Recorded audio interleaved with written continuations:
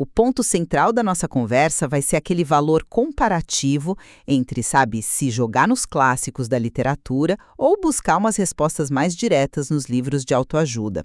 O Dylan Johnny, ele levanta uma questão que eu acho fundamental. Será que aquela complexidade toda, profundidade que a gente encontra nos grandes clássicos oferece uma transformação assim mais substancial do que as promessas da autoajuda? E isso mesmo ele reconhecendo que para alguns a autoajuda pode ser uma porta de entrada, né? Eu vou defender aqui a perspectiva central do Dylan Johnny, a de que os clássicos eles dão uma experiência que é francamente insubstituível para o nosso crescimento intelectual e emocional. E eu, por outro lado, vou me concentrar justamente naquela nuance que o próprio Dylan Johnny traz, quase como um advogado do diabo interno ali na análise dele. A ideia de que, mesmo com todas as críticas justas sobre superficialidade, sobre fórmulas prontas, e até, vamos dizer, um certo potencial de toxicidade na autoajuda, esses livros podem sim ter um papel relevante, podem ser aquele primeiro degrau, sabe? Talvez até necessário para quem se sente um pouco intimidado pela magnitude ou pela dificuldade aparente dos clássicos. Uma espécie de iniciação mesmo antes de encarar textos mais desafiadores. É um ponto de partida interessante para a nossa conversa. Bom, me alinhando aqui com o argumento principal do Dylan Johnny, eu vejo os clássicos como espelhos. Sabe? Espelhos cheios de facetas da condição humana. Eles não ficam oferecendo atalhos nem aqueles slogans motivacionais meio vazios. Pega o exemplo que o Dylan usa, de O Conde de Monte Cristo. A gente não lê um manual sobre resiliência ali. A gente vive a jornada do Esmond Dantes. A gente sente o peso da injustiça, aquela vingança lenta, calculada, e a redescoberta dele no final. A resiliência, ela é entendida na carne da história, na complexidade das emoções, dos dilemas morais do personagem. Isso entra muito mais fundo do que um conselho genérico tipo, seja resiliente. O Dylan Johnny usa aquela metáfora da autoajuda como fast food. É rápido, acessível, talvez gostoso na hora, mas falta nutriente essencial para o longo prazo, né? Já os clássicos, na visão dele, seriam como frutas ou alimentos mais complexos. Exigem mastigação, digestão lenta, envolvem um processo que conecta a gente com a essência da experiência humana. É essa digestão, essa ruminação que autores como Dostoiévski, como Camus ou até Homero exigem, que o Dylan aponta como o verdadeiro motor da transformação interna. Entendo perfeitamente essa valorização da profundidade e concordo, viu? A experiência com um clássico é de fato incomparável nesse sentido. Mas a gente não pode ignorar o outro lado da moeda, que o próprio Dylan Johnny explora quando faz esse papel de advogado do diabo. Ele toca num ponto bem sensível, o medo. O receio de, não entender um clássico, a insegurança de se sentir meio burro, sabe? Diante de um texto mais denso, uma linguagem mais rebuscada. Isso é uma barreira real para muito leitor em potencial.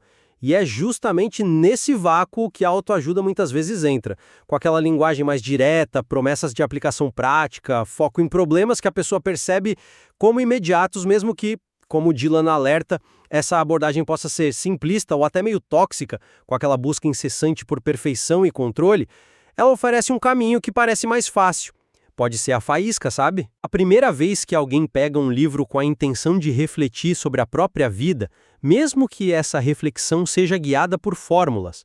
O Dylan Johnny mesmo admite que a trajetória dele como leitor teve fases que incluíram esse tipo de literatura.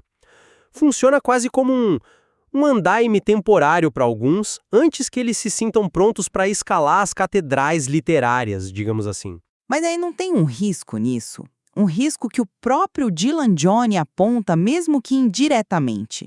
Essa facilidade inicial, essa dieta de fast food literário, será que ela não acaba, viciando o paladar? Se a gente se acostuma com resposta pronta, com gratificação rápida, com a ilusão de controle que muitos desses livros vendem, a gente não corre o perigo de atrofiar nossa capacidade ou até a nossa vontade de enfrentar o desafio intelectual e emocional dos clássicos? O Dylan critica justamente como a autoajuda tende a dar uns diagnósticos fechados, sabe? A encaixotar a vida em categorias. Ah, isso é ansiedade, aquilo é procrastinação. Enquanto a grande literatura mostra justamente o oposto. A vida é ambígua, é contraditória, cheia de zonas cinzentas. Aprender a navegar nessa incerteza, a conviver com o paradoxo, a reconhecer a complexidade na gente e nos outros, essa é uma habilidade fundamental para a maturidade, né? E é algo que os clássicos ensinam por osmose, pela própria estrutura da narrativa dos personagens. A busca por resposta fácil pode afastar a gente da compreensão real. Veja a psicologia séria, o Dylan Johnny lembra bem. Ela se aprofunda na complexidade.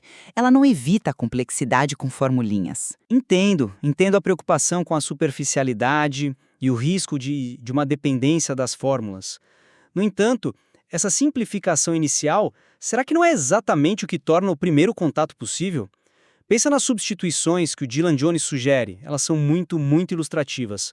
Trocar pai rico, pai pobre, por O Velho e o Mar, do Hemingway. O argumento do Dylan é poderoso, claro. A verdadeira riqueza não está em acumular bens seguindo um método X ou Y, mas na dignidade da luta do Santiago, na resistência dele diante do fracasso, da natureza, naquela conexão profunda com o mar. Isso é, sem dúvida, muito mais profundo. Mas para alguém que talvez nunca tenha parado para pensar sobre finanças ou sucesso de uma forma mais estruturada, a promessa direta, tangível, do pai rico, pai pobre pode ser o anzol, sabe? O que leva a pessoa a pegar um livro pela primeira vez na vida. A própria sugestão do Dylan, de ler Hemingway como contraponto, já pressupõe um leitor que chegou num certo nível de questionamento. Alguém que talvez já tenha esbarrado nos limites da fórmula simplista oferecida pelo primeiro livro. A autoajuda pode ter criado a pergunta que só o clássico consegue responder de forma mais satisfatória. É um argumento interessante esse, da autoajuda como criadora da pergunta.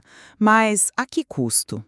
A crítica do Dylan Johnny à toxicidade de uma certa autoajuda não pode ser ignorada assim. Aquela obsessão pela positividade, a negação do sofrimento como parte inerente da vida, a pressão por performance constante, isso não pode acabar gerando mais ansiedade e inadequação do que solução? Os clássicos, pelo contrário, eles nos colocam cara a cara com o sofrimento, com a perda, com a falha, não como algo a ser evitado a todo custo, mas como parte da tapeçaria da existência. O Dylan menciona o quanto se sentir burro diante de um clássico pode ser estimulante, citando o professor Clóvis de Barros Filho, aquela admiração pela profundidade do outro que impulsiona a gente a querer entender. É a provocação intelectual, é o desafio. A autoajuda, na maior parte das vezes, foge dessa provocação. Ela quer entregar a resposta mastigadinha, não incitar a busca. Ela oferece um conforto imediato, talvez, mas pode roubar a oportunidade de um crescimento mais robusto, que nasce justamente do desconforto e do esforço. Sua colocação faz sentido, o risco da toxicidade é real e o Dylan Johnny aponta isso muito bem. Porém, a necessidade de desempoeirar nos clássicos, como o Dylan também fala, sugere que eles não são assim imediatamente acessíveis ou convidativos para todo mundo, né? Por que será que Homero, Shakespeare, Dostoiévski precisam ser desempoeirados? Talvez porque a abordagem direta, sem uma ponte, seja de fato intimidadora. A autoajuda, mesmo com todas as suas falhas gritantes, pode funcionar como essa ponte inicial, um mediador. Pensa na outra substituição que o Dylan propõe. Como fazer amigos e influenciar pessoas por O Retrato de Dorian Gray. A análise do Dylan é brilhante. O Oscar Wilde desconstrói essa busca por aceitação e influência, mostrando o custo moral disso, a degradação da alma por trás de uma fachada socialmente perfeita. É uma crítica demolidora ao que o Carnegie ensina. Mas o livro do Carnegie, com suas técnicas pragmáticas, ele aborda uma necessidade que é sentida como urgente por muita gente, a dificuldade de interação social, o desejo de ser aceito. Talvez, ao tentar aplicar as técnicas do Carnegie e perceber as limitações delas, ou até o vazio que elas podem gerar, o leitor se torne mais aberto para a profundidade da crítica do Wilde. A experiência com o superficial pode aguçar o desejo pela substância, entende? Permita-me oferecer uma perspectiva um pouco diferente sobre essa preparação. Será que ela prepara mesmo para a profundidade? Ou será que ela só estabelece um padrão de busca por soluções externas, por técnicas, em vez de fomentar um desenvolvimento interno genuíno? O Dylan Johnny enfatiza um ponto que eu acho crucial. Os clássicos nos dão linguagem. Eles nos dão as palavras, as metáforas, as narrativas para a gente nomear e compreender nossas próprias experiências internas complexas, nossas angústias, esperanças, contradições. Ele cita exemplos como a sinestesia na Clarice Lispector, aquela capacidade de descrever sensações que misturam sentidos, como ver um cheiro ou ouvir uma cor. Algo que, expande a nossa percepção. Ou a reflexão do Fernando Pessoa sobre a condição humana. O perfeito é desumano porque o humano é imperfeito. Essa aceitação da imperfeição, essa exploração da subjetividade, é um alimento para a alma que dificilmente a gente encontra nas generalizações e prescrições da autoajuda. Os clássicos expandem nosso mundo interior, como diz o Dylan, enquanto a autoajuda frequentemente nos treina para nos encaixarmos melhor no mundo exterior, seguindo certos padrões, né? Eu vejo isso de uma maneira um pouquinho diferente. Embora eu concorde que a expansão do mundo interior que os clássicos proporcionam seja incomparável, eu não subestimaria o potencial da autoajuda nos seus melhores exemplos, e o Dylan reconhece que existem gradações, de iniciar um processo de autoconsciência, mesmo que seja rudimentar. Olha a sugestão do Dylan de trocar Mais Esperto que o Diabo, do Napoleão Hill, por Memórias do Subsolo, do Dostoiévski. O Dylan argumenta que o Hill fala em domar um diabo interno de uma forma quase simplória, enquanto Dostoiévski nos joga na cara a complexidade crua desse demônio, a autossabotagem, o ressentimento que paralisa, a vergonha, aquele prazer paradoxal na própria miséria. A descrição do homem do subsolo é visceral, é perturbadora, é genial. Mas para alguém que nunca sequer parou para pensar sobre a existência de padrões autodestrutivos ou de um lado sombrio em si mesmo, o conceito mais direto e talvez menos ameaçador do diabo interno de Hill pode ser o primeiro passo. Pode ser a primeira vez que a pessoa nomeia esse conflito interno.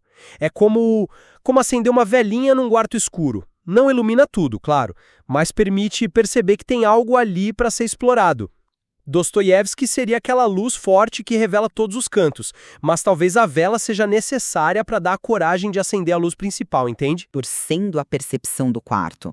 O risco da simplificação extrema que o Dylan Johnny critica tanto é tratar a complexidade psicológica como se fosse um problema mecânico, sabe? Que a gente conserta com a ferramenta certa. Isso pode levar a uma visão de mundo que nega o valor intrínseco de certas lutas ou sofrimentos, algo que o Dylan considera fundamental a gente encarar. Ele traz o exemplo de O Estrangeiro, do Camus, como alternativa à sutil arte de ligar o foda-se. Enquanto o livro de autoajuda propõe um desapego meio calculado, quase como uma técnica para viver melhor, o Camus, através do Mersal, explora a indiferença e a aceitação do absurdo da existência nas suas consequências mais radicais. Aquela liberdade desconcertante do Mersal nasce justamente da falta de justificativas últimas, da aceitação de que a vida pode não ter um sentido transcendente. O Dylan sugere que a lição árdua aqui é que a vida não precisa fazer sentido para ser vivida intensamente. Essa imersão filosófica, essa confrontação direta com o absurdo, tá uma distância abissal das soluções pragmáticas e do foco no bem-estar individual que a autoajuda costuma oferecer. E talvez essa distância abissal seja exatamente o ponto crucial. Nem todo mundo está preparado ou mesmo interessado em dar um salto direto para a profundidade filosófica de um Camus ou para a autoanálise incômoda de um Dostoiévski. Como Dylan Johnny nos lembra, citando talvez uma sabedoria implícita nos próprios clássicos, a vida não é primariamente para ser entendida de forma lógica e fechada, mas para ser vivida, experimentada, sentida. A autoajuda, por mais superficial que seja na análise, representa uma tentativa de agir sobre a própria vida, de experimentar abordagens, de buscar algum tipo de controle ou melhoria. Pode ser uma experimentação limitada, baseada em premissas frágeis. Frequentemente, sim, mas é uma forma de engajamento ativo. E esse engajamento, essa tentativa inicial de mudar alguma coisa, pode, paradoxalmente, ser o motor que eventualmente leva o leitor a buscar compreensões mais profundas, mais nuançadas, como as que o Dylan Johnny encontra em Camus, Hemingway, Dostoiévski ou nas outras menções honrosas que ele faz, como Shakespeare com Hamlet ou Saramago com O Conto da Ilha Desconhecida. Esses são destinos literários magníficos, sem dúvida, mas a jornada até eles pode sim começar por caminhos mais modestos e talvez menos assustadores. Bom, então, recapitulando um pouco os pontos que a gente levantou aqui, partindo das reflexões bem instigantes do Dylan Johnny, a gente explorou essa tensão fundamental, né? De um lado, a riqueza que é incomparável dos clássicos, que permitem que a gente vivencie a complexidade da condição humana, seja na luta do Santiago, na queda moral do Dorian Gray, ou naquela exploração visceral do demônio interior pelo homem do subsolo do Dostoiévski. Eu argumentei, seguindo a linha principal do Dylan, que essa imersão, essa nutrição intelectual e emocional mais densa que ele compara a alimentos completos, em oposição ao fast food da autoajuda, é o que verdadeiramente expande o nosso mundo interior e nos dá ferramentas para lidar com a ambiguidade da vida, como Dylan exemplifica com as palavras do Pessoa sobre a beleza da imperfeição humana. Por outro lado, eu dei voz àquela concessão presente na análise do próprio Dylan Johnny, a de que a autoajuda, apesar das suas inegáveis limitações, simplificações excessivas e potenciais armadilhas, pode sim servir como um ponto de partida. Pode ser aquele ler mal que, para alguns, acaba precedendo o ler bem. Funciona como uma porta de entrada talvez mais acessível, menos intimidadora para o universo da leitura reflexiva, especialmente para quem se sente meio acuado pelo peso ou pela fama dos grandes autores. Embora o Dylan Johnny deixe bem clara a preferência dele pela profundidade e pelo desafio transformador dos clássicos, a análise das ideias dele sugere que a jornada de cada leitor é única, né? E que diferentes tipos de leitura podem ter seu lugar e sua função, dependendo do momento, das necessidades e dos objetivos de quem está lendo. Exatamente. A análise das ideias do Dylan Johnny não serve para a gente decretar a superioridade absoluta de um gênero sobre o outro, mas sim para iluminar as diferentes funções e os diferentes impactos que eles podem ter na trajetória de um leitor. Fica bem evidente o apreço do Dylan pela capacidade dos clássicos de nos confrontar com a vida em sua totalidade, complexa e muitas vezes desconcertante. Uma experiência que, talvez como a própria vida, não seja para ser meramente decifrada, mas vivida e sentida em sua plenitude. Bom, agradecemos a todos que acompanharam esta conversa aqui no canal Portal Livrocast. Esperamos que as perspectivas que a gente discutiu, partindo das provocações do Dylan Johnny, tenham oferecido novos ângulos para vocês pensarem sobre suas próprias leituras. E a gente convida vocês a deixar um comentário compartilhando suas experiências e opiniões sobre o valor dos clássicos e da autoajuda na vida de vocês.